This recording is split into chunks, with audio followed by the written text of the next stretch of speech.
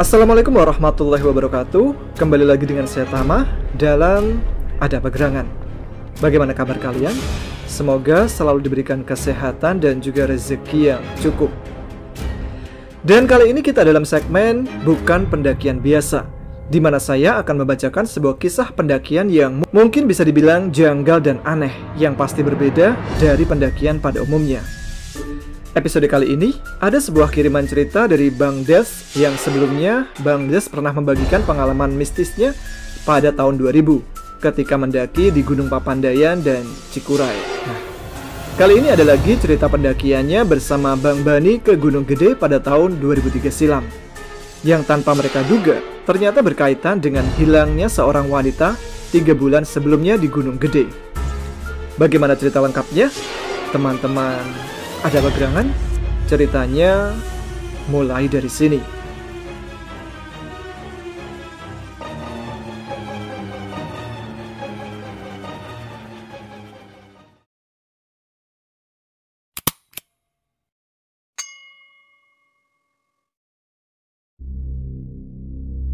Assalamualaikum warahmatullahi wabarakatuh. Hai pendengar setia Ada Apa Gerangan dimanapun kalian berada.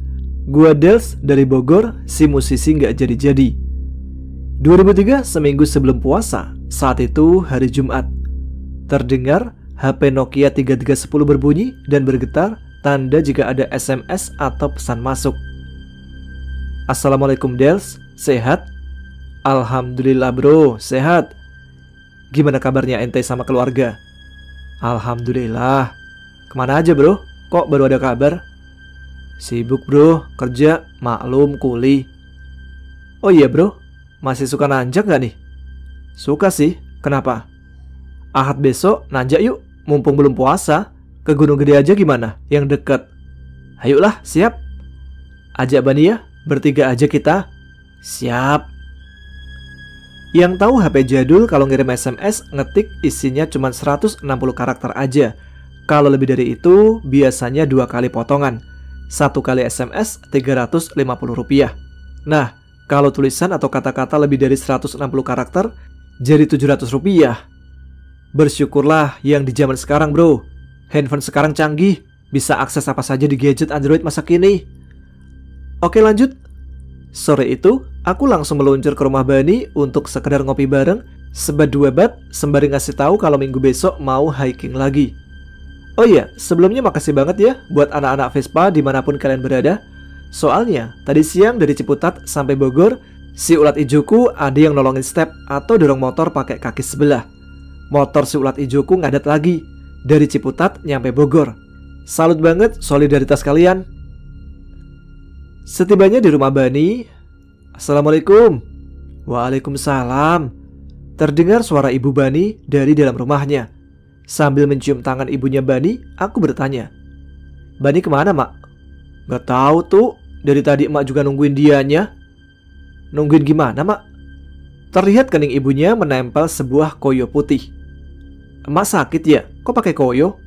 Iya Des, emak agak meriang, pusing kepala, makanya emak pakai koyo.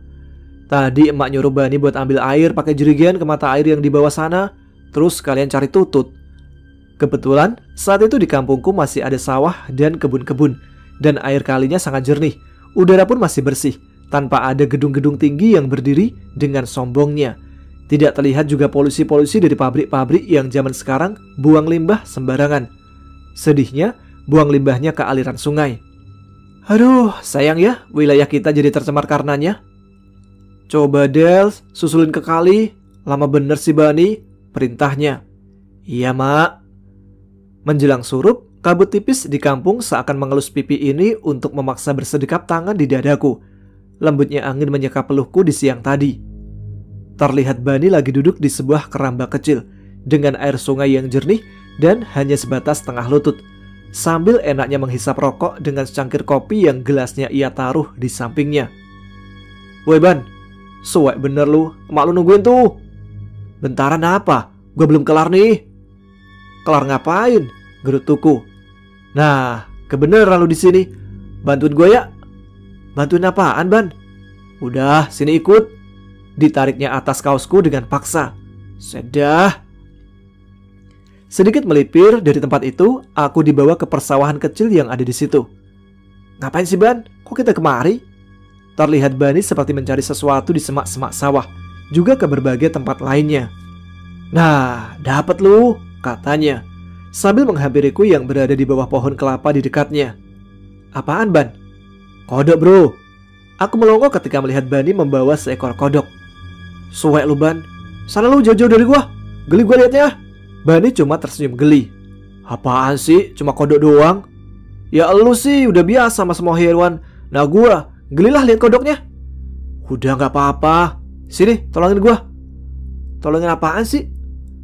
Lu bawa meteran gak? Lu kira gua tukang material bangunan? Tanya meteran ke gua. Emang buat apaan sih?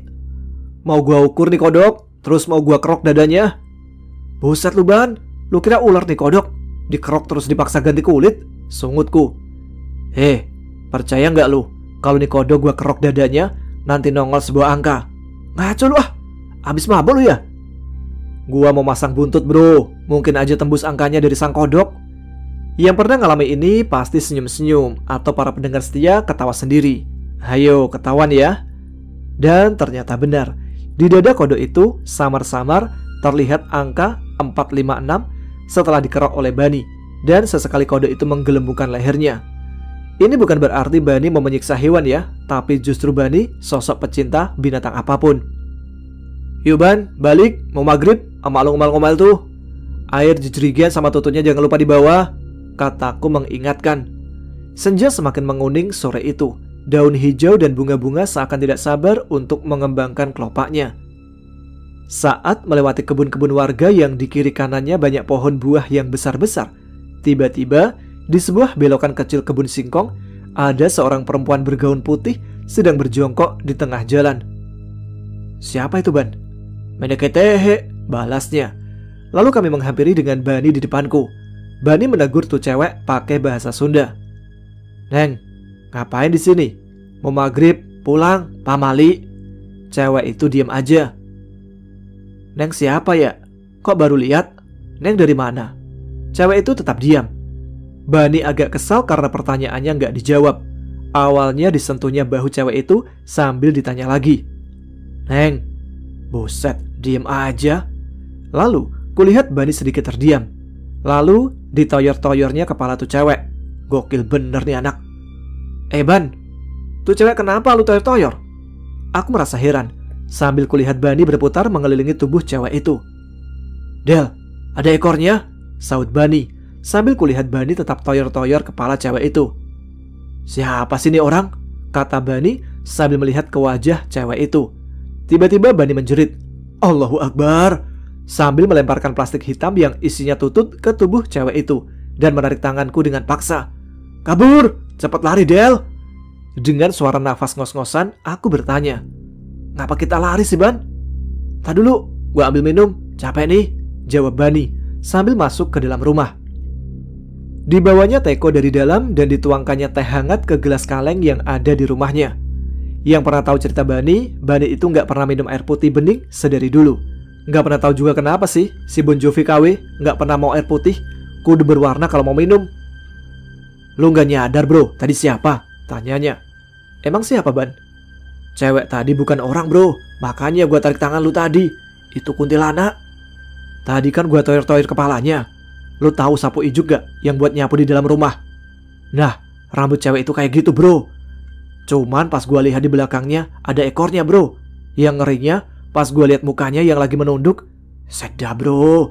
Lu mau tahu? Sebelah kiri pipinya kelihatan tengkorak aja.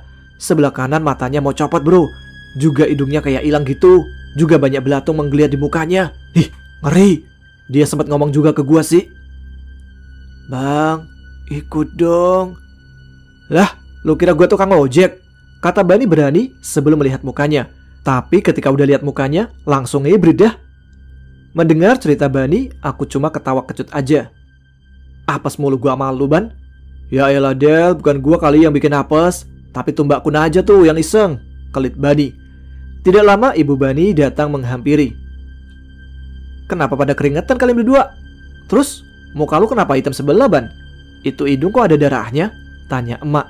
Sambil menyeka hidung, Bani ngejawab. Oh, iya ya, kenapa ya? Mimisan kali, Mak? Lu sih nggak pernah mandi subuh jadi mimisan, kataku meledeknya. Anak malam beda bro, enakan malam kalau keluar rumah. Karena nggak ada orang, terus nggak ada yang ganggu gua bersemedi dah. Semedi pala lu peyang, Ban. Noh, minum tuh air putih, jangan alkohol mulu. Sambil ku jambak rambutnya. Udah, emak menengahi. Terus, muka lu kenapa hitam sebelah? Tadi Bani main bedil bambu sama bocah kecil di sawah, Mak. Jadi, bedil bambu itu seperti meriam tapi dari bambu, pakai karbit sebagai bunyinya. Zaman dulu, di kampung-kampung, siapapun suka bermain itu sebelum Ramadan tiba. Suaranya bro, buset, kenceng banget. Suara Mbak Kun kayaknya kalah deh sama suara bedil bambu. Tadi Bani pas lagi tiup-tiup lubang bambu, meleduk Mak ke muka Bani. Jadi mehong nih muka. Aku malah nggak ngeh kalau mukanya gosong sedikit. Aku ketawa seketika. Lalu emak nanya, air ditaruh di mana, Ban? Terus tututnya mana? Aku dan Bani tersentak kaget karena benar-benar lupa. Ketinggalan, Mak. Sambil aku dan Bani berlari kabur meninggalkan emak yang marah. Dasar anak singkong, maki emak. Aku dan Bani memutuskan balik lagi ke tempat Kunti tadi. Lu lempar kemana tuh tutut, Ban? Tadi di situ, pas deket tuh sosok. Dan benar kata Bani. Sekilas, terlihat garis-garis bekas ekor yang seperti dikibas-kibaskan menyapu tanah lempung merah kering itu. Itu, Ban. Alhamdulillah ketemu. Dan jerigen air pun tidak jauh berada di situ. Dibawanya kembali ke rumah kedua barang itu. Yang selama ini ku tahu dan orang mengenal Bani, dia itu urakan, selengean, dan suka nyolong mangga tetangga. Enggak guys, ntar nggak terima orangnya. Yang ku tahu Bani seseorang yang jujur dan berbakti sama orang tuanya. Tiap pagi, tiap hari, sering beresin rumah, benahi tempat tidur emak dan yang lain-lain. Pokoknya penurut sama emak. Bahkan aku sendiri lihat betapa salutnya ketika emak sakit pengen apa aja si Bani turutin. Ya walaupun mengerikan ya ketika kejadian itu. Satu lagi kalau di kampungku, jangan sekali-kali nyolong mangga bro, bisa kesambet ente. Mangga nggak didapet, tapi disambit sendal yang punya pohon pastinya. Cuma jangan salah bro, kalau di kampung asal kita izin minta satu buah mangga aja, nah yang punya pohon pasti ngasih mangganya sekarung. Itulah hidup di kampung. Sesampainya di rumah, setelah beres menuangkan air ke sebuah bejana besar, aku dan Bani merebus olahan tutut buat emak. Kalian tahu kita memasak pakai apa? Saat itu aku masak pakai kayu bakar di tungku. Boleh kalian tanya sama yang suka aja. Memasak nasi pakai gas ataupun kayu bakar, nah hasilnya enakan mana tuh? Biar kata makan nasi plus ikan asin, nikmatnya nggak ketulungan. Tapi enakan beli sih, kan instan. Ban, lu inget si Ucup nggak, teman sekolah gua dulu, yang ganteng terus pakai kacamata? Iya Del, kenapa? Minggu besok ngajakin ke Gede Pangrango, gimana? Hayu aja sih, tapi tar dulu, gue izin emak dulu, soalnya lagi sakit kan? Iya, haruslah itu. Doa emak penting bro, yang ada tar gue diketok panci lagi kayak dulu, habis pulang dari Pepandayan sama Cikuray. Aku tersenyum sendiri kalau ingat itu. Panci emak satu-satunya pakai dibawa-bawa. Hari itu pun tiba, dan Ucup pun memberi kabar bahwa ia sudah siap mendaki hari itu. Meeting point di rumahku, bahasa gaulnya. Intinya kumpulah kami bertiga di rumahku. Dan alhamdulillah Bani diizinkan untuk berangkat ke Gunung Gede Pangrango. Dan alhamdulillah juga emak sudah sembuh dari sakitnya. Si ulat hijau pun ku engkol dengan kerasnya. Jangan ngadat ya sayang. Sambil ku elus-elus Vespa hijauku. Aku bawa motor sendiri, Bani boncengin Ucup. Kulihat jam tangan pukul 1:30 siang. Estimasi nyampe Cibodas, Bogor Puncak Cibodas 2 jam. Kurang lebih sore kita udah ada di base camp. Sama seperti sebelumnya. Dulu pendaki itu kalau simaksi atau pendaftaran cuma nulis di buku besar aja. Mirip banget kalau kita kondangan gitu. Ya udah gitu aja deh. Langit hampir memerah di ufuknya. Pudarkan membirunya langit ke hitamnya malam. Ingin sekali kurayu pelangis sebelumnya. Apaan sih puitis amat gua ya? Maklum, kan gue mesti singgah jadi-jadi. Setelah maghrib, kami memasuki pintu rimba. Tapi tiba-tiba, hujan deras dengan terburu-buru seakan berlomba untuk memeluk tubuhku. Lalu Bani cepat-cepat bikin flysheet sementara, karena hujan itu seperti badai air disertai angin menerpa kami. 1 jam, 2 jam, 3 jam berlalu, namun hujan enggan pergi dari sini. Akhirnya Bani inisiatif buka tenda. Setelah jadi, kami di dalam tenda ngobrol, ngopi sebat dua bat, dan kami ketiduran. Tapi tiba-tiba tercium bau yang sangat aneh ketika tidur. Bau apaan ya? Batinku. Buset, bau banget. Aku bangun dari tidurku, lalu melihat ke samping kananku. Ada Bani. Buset, Ban, lu kentut ya? Sedah, bau banget, suwek lu. Sambil kupukul pantatnya yang sedang nungging. Ternyata dia lagi ngorok, tidur dengan nyenyaknya. Ban, bangun. Tidur kok sambil nungging lu? Mana kentut lagi? Suwek bener lu. Lalu aku bangun dan menghangatkan tangan ke api unggun yang sedikit lagi apinya mau padam.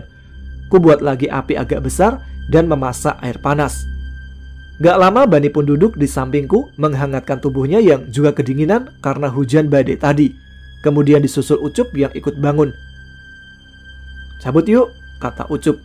Setelah kopi habis, kulihat jam digitalku pukul 7 malam. Ternyata hujan sudah reda. Aku tidak ngeh, padahal tadi hujan berjam-jam belum kunjung reda. Ayolah, gaskan. Tidak lupa juga api unggun dipadamkan dan sampah sekecil apapun kami kumpulkan.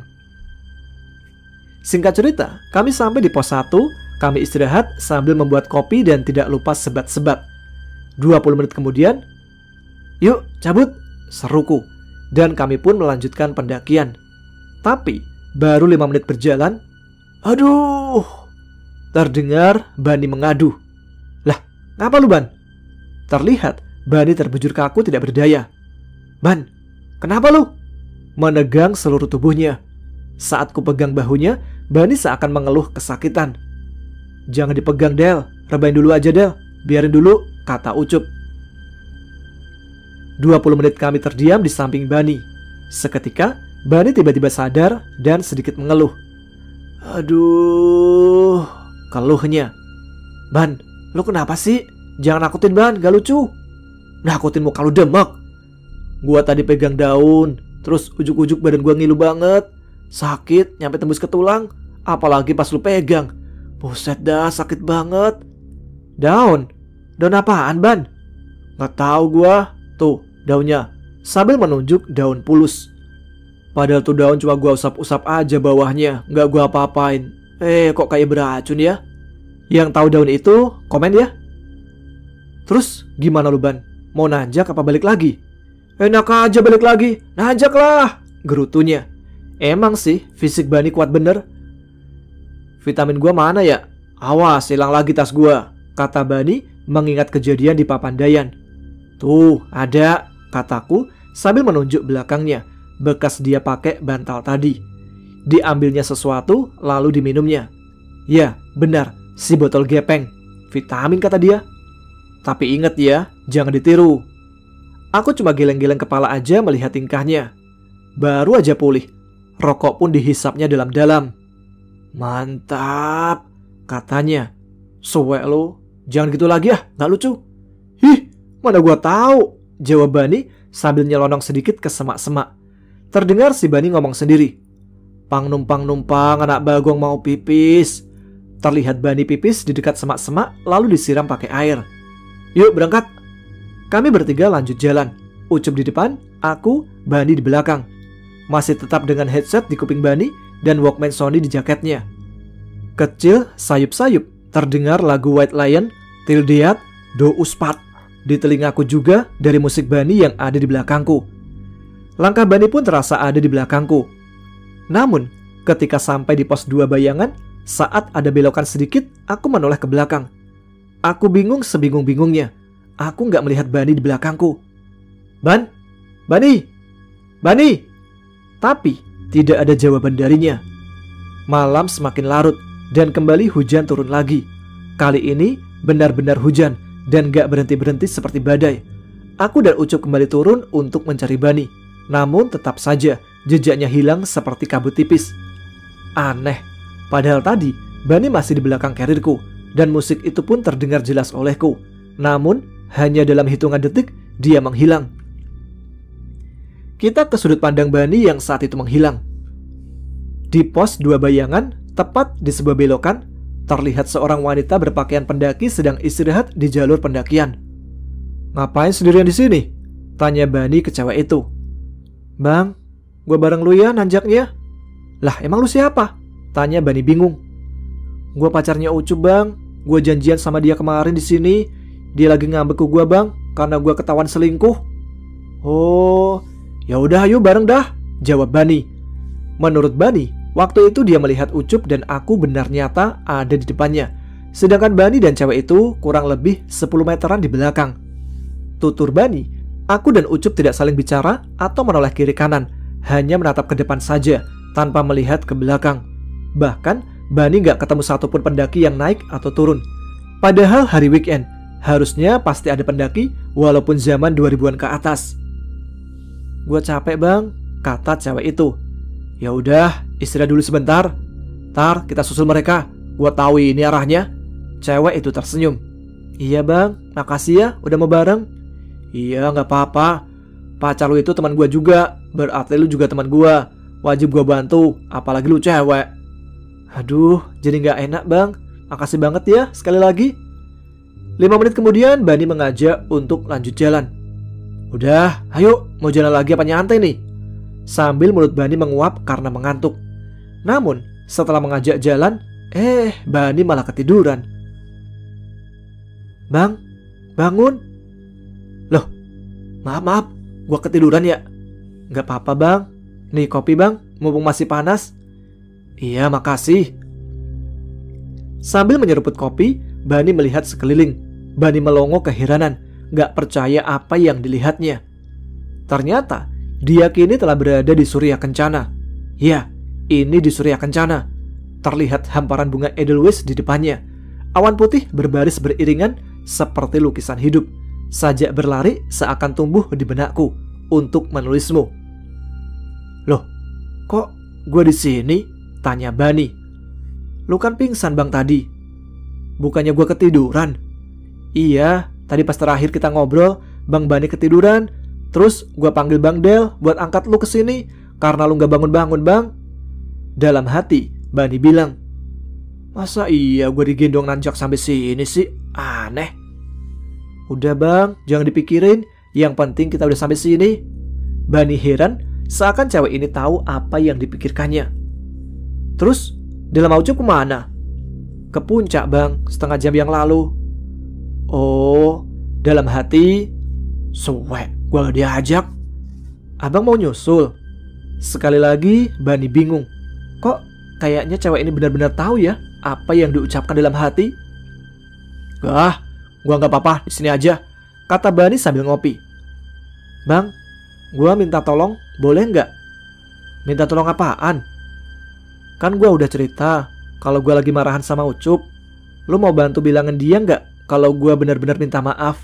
Terus bilangin juga gue udah tenang sekarang. Lah, lu kan bisa ngomong langsung. Kenapa harus lewat gue? Gue mau pergi sekarang bang. Gue nggak bisa lama-lama di sini. Terus tolong kasih karet gue ke Ucup ya bang. Dia pasti tahu mau ngapain sama tas ini. Gue titip ya bang. Lu kan orang baik bang. Makasih bang udah temenin gue kesini dan jadi pendengar curhatan gue. Mudah-mudahan Allah Subhanahu wa Ta'ala membalas kebaikan abang Bani. Bani kebingungan dengan omongan cewek itu. Sambil menepuk bahu Bani, cewek itu melangkah pergi. Tapi tiba-tiba dia merasa sangat ngantuk dan tiba-tiba gelap. Tapi sebelum tertidur, Bani mengusap hidungnya yang mimisan. Kembali ke sudut pandangku. Air hujan menghalangi pandanganku dalam pencarian Bani.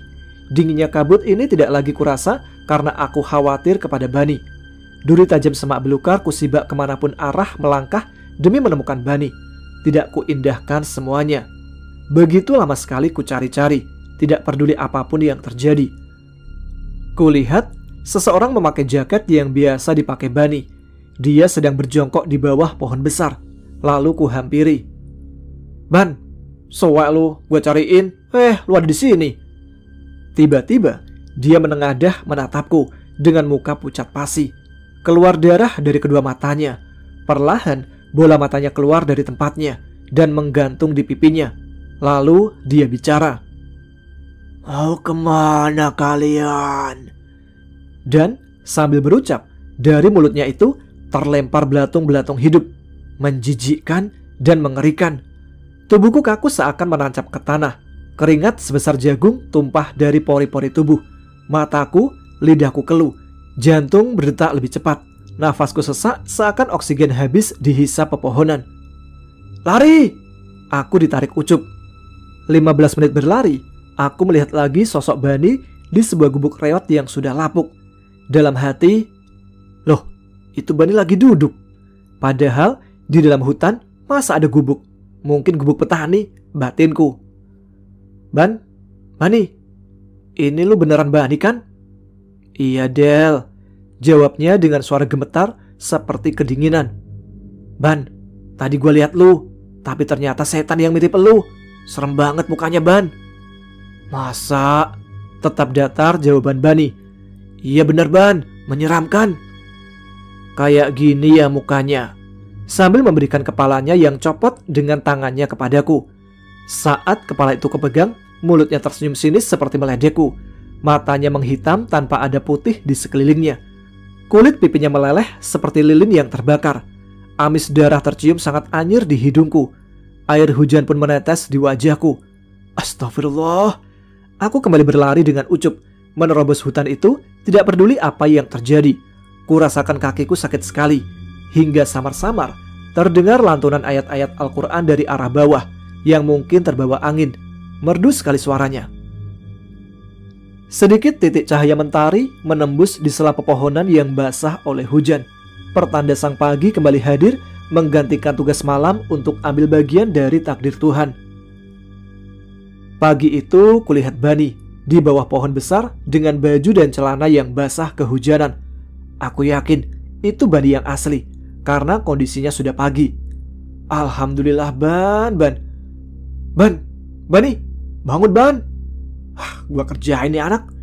Aku mengambil garam dan memasukkannya ke mulutnya. Asin. Aku pun tertawa ngakak. Suwe bener lu, kerjaan gua asin nyet, makinya. Iya lu ngapain di sini? Gua nyari-nyari lu berjam-jam. Nggak taunya lu di sini, molor dengan nyenyaknya. Enak aja molor, gua pingsan tahu. Katanya sambil menyeka hidungnya yang mimisan. Aku mengerti apa yang telah terjadi, lalu mengajaknya untuk turun saja. Tanpa dikomando, kami beranjak turun. Di sela-sela perjalanan turun, tiba-tiba Bani yang tetap berada paling belakang menabrakku yang ada di depannya, dan aku pun menabrak Ucup. Dan lagi-lagi semua gelap. Mungkin aku pingsan. Tercium bau kentut di hidungku. Cahaya mentari menyorot kelopak mataku. Saking gak kuat baunya, aku pun terbangun. Kulihat Bani tetap di posisi semula di kananku. Dia masih tidur mengorok dan nungging di dalam tenda. Langsung aku keluar tenda dan aku melongo. Berkali-kali melihat sekelilingku. Kami masih di pintu rimba. Setelah semalam kami memutuskan mendirikan tenda di sini karena terjebak hujan lebat. Tempat di mana malam itu kami kehujanan dan mendirikan flysheet dan tenda. Aneh, tapi nyata. Dan ini benar kenyataannya. Kami di sini lagi. Langsung aku bertanya ke salah seorang penjaga pos yang ada di sana. Bang, sekarang hari apa ya? Senin bro. Gimana sih? Emang semalam gak jadi nanjak ya? Kok pada langsung tidur sih? Emang mau nanjak kapan bro? Senin. Gak tahu bang, gak jadi nanjak kayaknya. Soalnya semua peralatan kami basah semua, kataku. Ranger itu mengernyitkan dahinya. Hujan dari mana bro? Semalam cerah, bintang kelihatan semua. Bulan juga cukup terang kok. Masa sih bang? Tuh tenda gue basah bang. Pegang coba, basah apa enggak? Mimpi kalian teh bro. Kan semalam suntuk gue di sini juga, terus lewat tenda kalian. Dan gue tahu kalian pada tidur. Oh gitu bang. Iya mungkin mimpi kali ya bang ya. Aku cengengesan. Sekembalinya aku ke tenda, benar saja apa kata ranger itu. Tenda kering, cuma lembab oleh embun dari kabut saja. Aneh, pikirku. Dari dalam tenda terdengar suara obrolan antara Bani dan Ucup. Gitu bro, gue cuma ngasih amanat aja dari dia. Dia minta maaf, terus ini carrier juga kudu dikasih ke lu. Tadi gue nemuin carrier ini di samping kiri. Kirain si Del, gak taunya berubah jadi tas ini. Gak ngerti dah gue. Lu ganteng bro, pasti dapet cewek yang lebih dari dia, kata cewek semalam. Ucup mengusap air matanya. Mungkin dia malu sama Bani yang ada di depannya. Si anak metal. Melayu total. Nggak deng. Rock and roll maksudnya. Aku hanya mendengarkan dan mencoba memahami apa isi percakapan itu. Dan aku pun menceritakan apa yang aku alami semalam. Kalau semalam itu mimpi, kenapa kami bertiga mengalami kejadian yang sama? Bahkan, Bani bertemu cewek yang menitipkan keril untuk Ucup. Dan keril itu benar ada. Lalu ketika Bani di tenda, tidurnya Nungging itu ternyata bukan tanpa alasan. Ternyata sewaktu Bani tidur telentang atau tengkurap, kakinya kan selonjoran tuh. Nah, posisi itu, Bani kakinya itu selalu ditarik-tarik seakan disuruh untuk keluar tenda. Makanya dia nungging sambil dipegangi kakinya sendiri. Singkat cerita, kami pulang dan telah sampai di rumahku. Ucup pulang naik bis, ku antar ke terminal. Soalnya mau langsung ke rumah almarhum ceweknya. Sedangkan Bani pun ku antar pulang ke rumahnya. Soalnya si biru motor kesayangan Bani ngadat. Sesampainya di rumah Bani, emak ngomong, "Ban, tadi ada cewek kesini nyariin." "Cewek, mak?" "Iya, cewek, cakep banget, kayak orang-orang bule gitu. Terus mukanya kayak yang sedih, tapi kayak yang seneng juga. Lu apain tuh cewek, Ban?" "Buset, mak, mana pernah Bani nyakitin cewek, mak. Bani mah setia, apalagi kalau ceweknya cakep." "Iya, Ban, lu setia sama cewek, cakep, tapi sayang, cewek itu demit." Sirik aja lu nyet, kesalnya. "Nah, tuh cewek ngasih ini sebelum pergi," kata emak sambil ngasih amplop.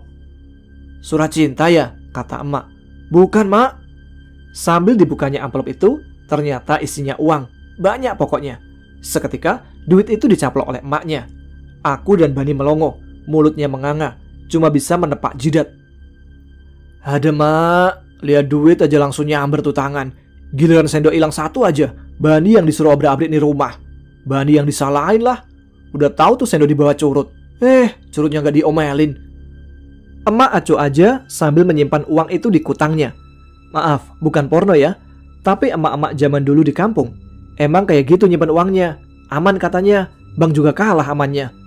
Oh iya, ingat kan awal cerita tentang kodok? Ternyata saat itu nomor yang ada di kodok itu tembus, bro. Akhirnya Bani punya uang. Dan seperti biasa, dibelikan botol gepeng. Cuma kali ini emaknya nggak tahu. Nah, soal Bani yang suka mimisan, darah yang keluar dari hidungnya itu bukan mimisan.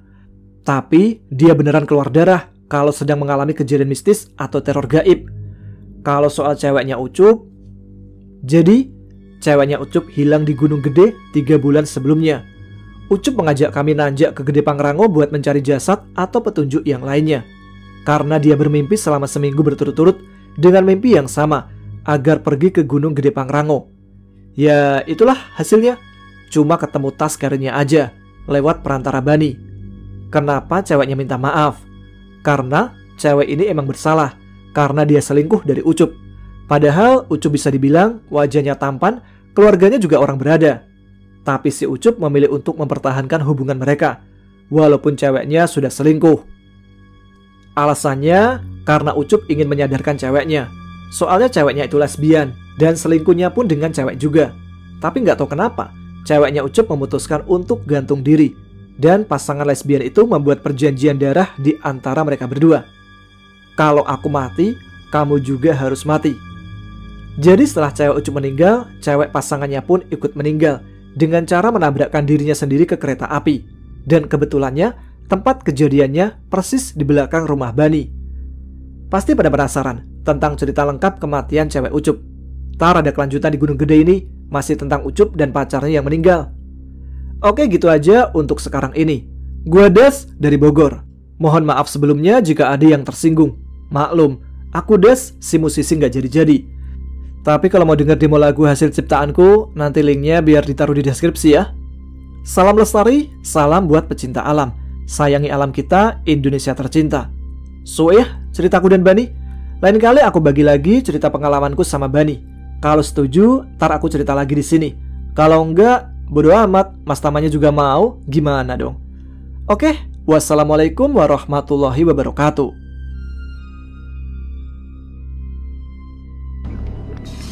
Oke, itu dia cerita pendakian mistis yang dialami oleh Bang Des dan Bang Bani. Kita tunggu cerita selanjutnya dari Bang Des dan Bang Bani ya.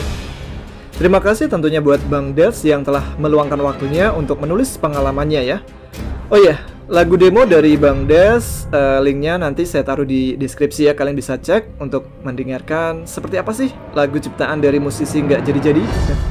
Nah, yang punya pengalaman mistis ketika mendaki bisa juga dikirimkan ke email kami adapagerangan20@gmail.com. Jadi saya bisa membacakan untuk teman-teman Ada Pagerangan yang ada di sini. Terima kasih juga kepada teman-teman sekalian yang terus menyimak setiap episode Ada Pagerangan. Dengan menyimak saja kalian sudah sangat membantu channel ini berkembang, apalagi dengan di-subscribe ya. Jangan lupa tuliskan komen, tunjukkan eksistensi kalian. Saya Tama pamit, tetap semangat, selamat malam, wassalamualaikum warahmatullahi wabarakatuh.